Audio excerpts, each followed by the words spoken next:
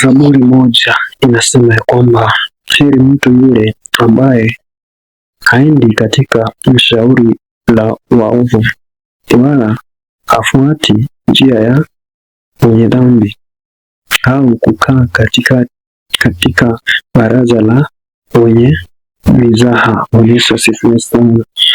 Katika kitabu hiki tunajifunza ya kwamba heri mtu yule ambaye haendi katika shauri la waovu.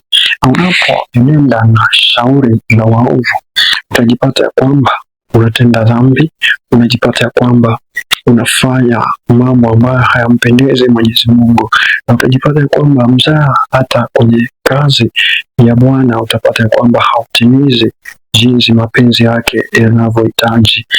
Utapata ya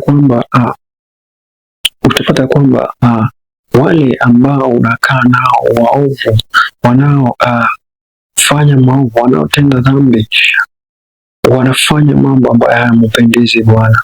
Vivyo hivyo utapata ya kwamba wanakuelekeza pabaya, na utapata ya kwamba mzaa unakuwa mwingi, na utapata ya kwamba your comfort zone whereby unaamini sana Mwenyezi Mungu anaweza kukutetea, inakupata ya kwamba una adapt spirits ambazo zitakufanya uwe mwovu, una adapt spirit ambayo zitakufanya utende dhambi, unakuwa katika mzaha. Bwana Yesu asifiwe sana. Ndio maana wakati ambapo unamtafuta Mungu, Mungu anakwambia kwamba you better separate yourself. Ni vizuri wewe kukaa jinsi Mungu akavyo, kwa sababu wakati utakaa jinsi Mungu akavyo, utapata ya kwamba mambo yako yanakuwa mema, utapata ya kwamba mambo yako yanakuwa mazuri na yanakuwa rahisi zaidi, kwa sababu Mungu anataka ukae jinsi yeye alivyo.